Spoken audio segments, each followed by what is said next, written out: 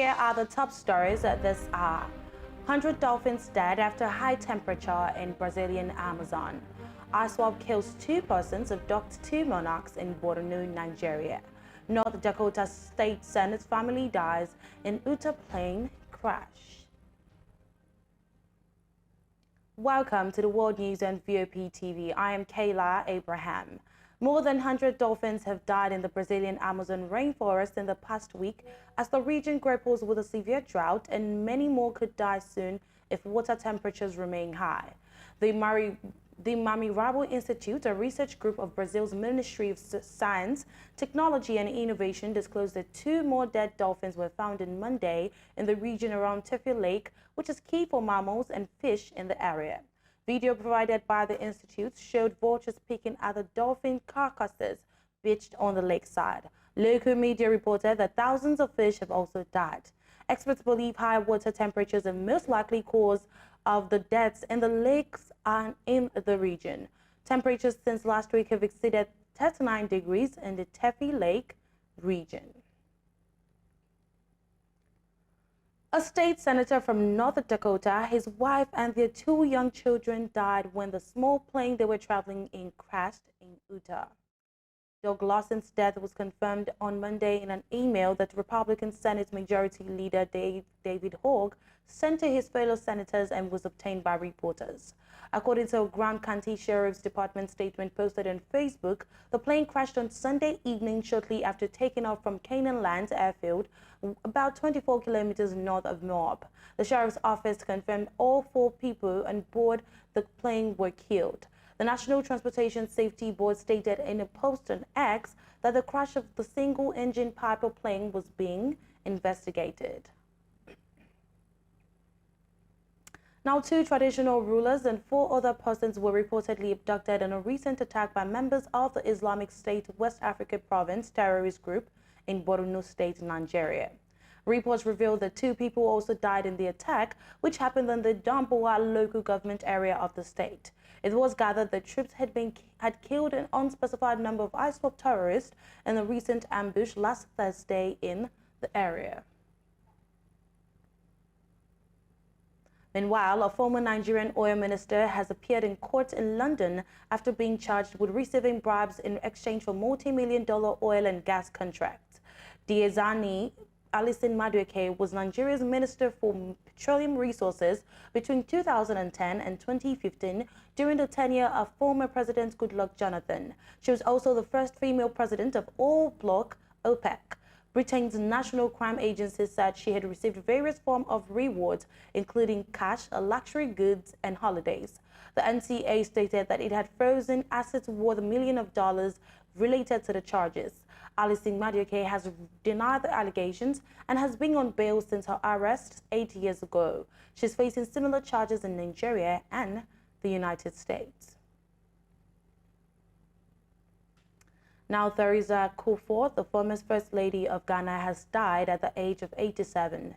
Kufuor served as First Lady from January 2001 to January 2009 and is remembered for her dedicated work in advancing maternal and child health care in Ghana. Her advocacy efforts were pivotal in the introduction of a policy providing free childbirth care, which significantly reduced maternal and child mortality rates in the country. In 2007, she championed policy reform for the implementation of UNESCO's free compulsory universal basic education program for nursery-age children. Born Theresa Mensah on 25 October 1935 in Kumasi, Ghana, she went on to have a fulfilling career as a midwife and earned the admiration of Ghanaians for maintaining a modest profile throughout her 8 years in public life as First Lady. She married former President John Kufuor in 1962 after they met at a Republic Day anniversary dance in London the year before. Theresa Kufuor is survived by her husband and their 5 children. The United Kingdom-based Syrian Observatory for Human Rights disclosed that 3 explosions were reported near the positions of Iranian-backed armed groups in Deir ez-Zor near the Syrian-Iraq border in an attack carried out by unidentified warplanes. The observatory disclosed that the target was a house where weapons were reportedly stored in Deir ez-Zor city.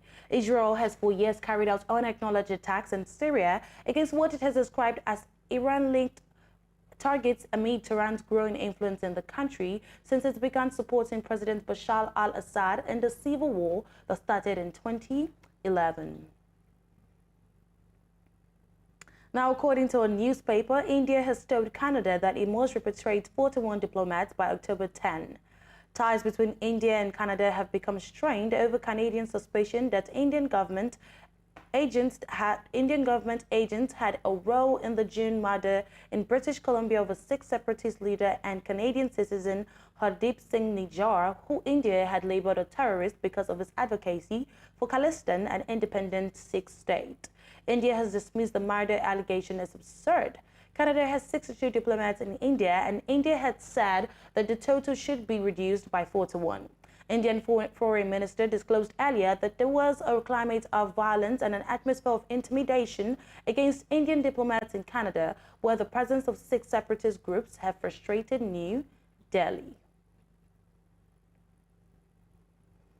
Now, Turkish police have detained at least 67 people with alleged links to Kurdish fighters 2 days after a suicide bomb attack in Turkey's capital, Ankara. Interior Minister Ali Yerlikaya disclosed on Tuesday that police carried out raids in 16 Turkish provinces, detaining 55 people suspected of being part of the intelligence structure of the outlawed Kurdistan Workers' Party (PKK).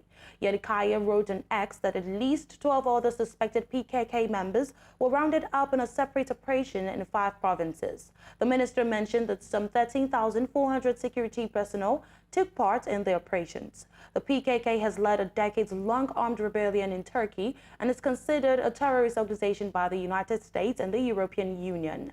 Tens of thousands of people have died since the start of the conflict in 1984. On Sunday, a suicide bomber detonated an explosive device near an entrance to the Turkish Interior Ministry hours before President Recep Tayyip Erdogan was set to address in parliament as it returned from its summer recess. A second gunman was killed in a shootout with police. 2 police officers were slightly wounded in the attack. Meanwhile, according to Turkish President Recep Tayyip Erdogan, Israeli Prime Minister Benjamin Netanyahu is set to visit Turkey in October or November. This is as rapprochement's efforts accelerate. The announcement follows a groundbreaking meeting between the leaders who, until recently, had made little secret of their dislike for one another. Speaking to reporters while flying back from New York, Erdogan disclosed that Netanyahu would visit Turkey in October or November and would make a reciprocal visit. Erdogan, a devout Muslim, has reportedly expressed his wish to visit Jerusalem this year and pray at the Al-Aqsa Mosque, Islam's third holiest site. The diplomatic breakthrough came on the sidelines of September's United Nations General Assembly, where Erdogan and Netanyahu met face-to-face for the first time. The meeting is viewed as a milestone in recent rapprochement efforts in a long and often rocky relationship, with both men often trading angry insults. Despite the past hostility, observers suggest the two leaders are not dissimilar. Now, a 4.0 magnitude earthquake late on Monday at the Campi Flegrei has heightened concern among people living in the volcanic area near Naples about a recent wave of seismic activity in Rome. The new quake comes after the area was hit by 4.2 magnitude earthquake last week, the biggest in the zone for 40 years. Monday's quake also rocked Naples, and many people slept outside overnight out of fears of buildings collapsing. The authorities carried out checks on both private and public buildings throughout the night, and there were no reports at the time of writing of major damage. Civil Protection and Sea Policy Minister Nello Musumeci said last week that an evacuation plan was being drafted for the Camp Flegrei in the event that one should be needed. The Flegrei Fields is a collapsed caldera, a volcanic area formed by several volcanic edifices. Meanwhile, China on Tuesday has issued a severe warning over a typhoon which is expected to hit southern and eastern parts of the country. The country's National Observatory issued a yellow alert, third most severe warning in its 4-tier typhoon warning system for Typhoon Koinu. It is 14th typhoon this year, which is expected to bring gales to southern and eastern parts of the country.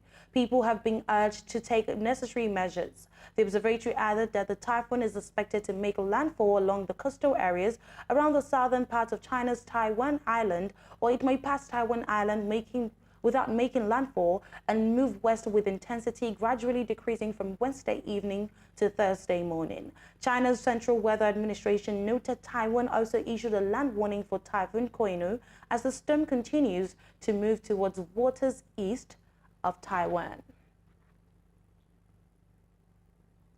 Now, the World Health Organization, WHO, on Monday has recommended a second malaria vaccine for children, which could save hundreds of thousands of lives by plugging a huge supply and demand gap. Nearly 500,000 children in the African region die every year from the disease, which is caused by a parasite carried by mosquitoes. The new R21 Matrix M vaccine, developed by Britain's Oxford University and manufactured by the Serum Institute of India, has already been approved for use in Burkina Faso, Ghana, and Nigeria. In 2021, the RTS-S vaccine, produced by British pharmaceutical giant GSK, became the first to be recommended by the WHO to prevent malaria in children in areas with moderate to high malaria transmission. The two vaccines have similar efficacy rates of around 75% when administered under the same conditions. Now, Russia has blamed a malfunction in an onboard control unit for causing its first lunar mission in 47 years to crash into the moon in August and Tuesday. The state space corporation Roscosmos disclosed that the control unit failed to turn off the propulsion system, which blasted for 1.5 times longer than necessary as the craft halted towards the moon. Luna 25 spun out of control on August 19 and crashed into the moon, dashing Moscow's hopes that it would beat India to the unexplored south pole of the moon. An Indian spacecraft landed there on August 23. The failure underscored the decline of Russia's space power since the glory days of Cold War competition, when Moscow was the first to launch a satellite to orbit the Earth, Sputnik 1, in 1957, and Soviet cosmonaut Yuri Gagarin became the first man to travel into space in 1961. Roscosmos stated that it had come up with a preliminary analysis of the reason Luna 25 crashed. It disclosed that the most likely cause was that an onboard control system malfunctioned in the bias L angular velocity measuring unit because of incorrect data commands. As a result, the propulsion system was not shut down when needed. Now, France's foreign minister travels to Armenia on Tuesday to assess the country's urgent needs as it faces a flux of refugees from Nagorno-Karabakh and the risk of Azerbaijani military operations on its territory. The Nagorno-Karabakh issue is a delicate subject in Paris, a week after Baku took control of the enclave, forcing more than 100,000 people to flee. Lawmakers from all political spectrums have attacked the government for not doing enough to help the ethnic Armenians. Many fear that a soft position on Nagorno-Karabakh could see Paris abandoning Armenia should the Azeris decide to go beyond its borders. France's population includes between 400,000 to 600,000 people of Armenian origin, a powerful lobby group during election periods. France, along with its Western allies, fear that Armenia and its existing government could waver after its historical military ally, Russia, appeared to abandon it over the last few weeks. Now, Niger has accepted an offer from Algeria to mediate in its political crisis. Algeria's foreign ministry stated that the mediation would be led by President Abdelmadjid Tebboune. Algiers has repeatedly warned against any military response to the crisis in neighboring Niger, where the army seized power in July. The West African regional bloc ECOWAS initially threatened to intervene militarily, but has been pursuing diplomatic efforts to resolve the crisis. In August, the military junta in Niger proposed a 6-month transition plan to return to civilian government. Now, the Malian army has begun redeploying troops to the northern town of Kidal amid a resumption of hostilities there. Reports stated a convoy of more than 100 vehicles left the city of Gao, about 300 kilometers from Kidal early on Monday. The north of Mali has seen an increase in attacks by ethnic Tuareg separatists and jihadists against the Malian military since the end of August. The escalation in violence coincides with the ongoing withdrawal of the UN force MINUSMA, which has been pushed out by the ruling junta. The new European Union ambassador to Libya, Nicola Orlando, has announced the start of his mandate in Libya on Sunday, expressing his gratitude for representing the Union in Libya. Orlando wrote on X, formerly Twitter, "Today, I begin my mandate as EU ambassador to Libya." At the beginning of last September, the Government of National Unity approved the appointment of Italian diplomat Nicola Orlando as European Union ambassador to Libya, succeeding Spaniard José Sabadell after it initially refused to appoint him. In the same vein, the official spokesman of the Libya's parliament, Abdullah Bliaik, has declared that the House of Representatives on Monday unanimously approved the law for the election of the country's president and the National Assembly. House of Representatives Speaker Akaila Saleh stated that during a session in Benghazi, the law that was approved by the Joint Committee 6+6 in accordance with the constitutional amendment does not exclude anyone who meets the known conditions for candidacy, and every citizen has the right to run as a civilian or military candidate without excluding anyone, and whoever does not win the election can return to their previous job. He added that the election law took into account all considerations and the circumstances that the country is going through and achieved equality in the practice of political work. Expressing his thanks to the 6+6 committee for accomplishing this work, considering it a basis for unifying power in the country. The law approved by the House of Representatives today allows military personnel to run for elections without leaving the military service, while guaranteeing a return to their positions if they failed. The law also allows those holding senior positions as the Speaker of the House of Representatives to run for presidential elections and return to his position if he fails to win the elections, the first stage of which will be held before the National Assembly elections. An army colonel has been sentenced to death in the Democratic Republic of Congo for his role in the killing of more than 50 demonstrators in August.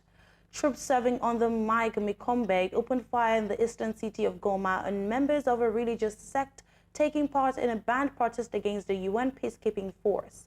He was charged with crimes against humanity. 3 fellow officers have also been convicted by a military tribunal and sentenced to 10 years in prison. Colonel Mikombe's lawyers have said they will appeal. The death sentence is often handed down in Congo, but it's been more than 20 years since an execution took place. Now, Egypt's President Abdel Fattah al-Sisi has confirmed he will stand for a 3rd term in elections scheduled for December. The former army chief has been in power since he helped oust Mohamed Morsi, the leader of the Muslim Brotherhood, in 2013. Activists say his term in office has been marked by the brutal suppression of all oppositions and the collapse of the Egyptian economy. The constitution was changed 4 years ago to prolong his time in office, and attempts by opponents to organize a credible bid for the presidency are reported to have been hampered by Egyptian bureaucracy. Finally, a court in Seychelles has charged the leader of the main opposition party and 7 other individuals on allegation of witchcraft. Patrick Khamenei plans to run in the 2025 presidential election under the banner of the United Seychelles Party, USP, the country's main opposition party. He has denied the charges, and he told local media that his arrest and prosecution were a political effort to taint his image and that of his party. Police say this case is related to the discovery of 2 bodies that had been exhumed from a cemetery on the island of Mahé. According to local media reports, Khamenei and his co-accused face several charges, including possession of his items intended for use in witchcraft and conspiracy to perform witchcraft. Police stated that they found Khamenei in possession of documents suspected to have been stolen from vandalized places, including Catholic churches. They also alleged that Khamenei's name appeared in a WhatsApp communication between a Sechula and a Tanzanian who was arrested in September in possession of items related to witchcraft. The court released Khamenei and the other Sechula defendants on bail of $2,100, but the Tanzanian suspect will stay in custody until the hearing in November. And that's it on the World News on VOP TV. I am Kayla Abraham. VOP Business Show is coming up next.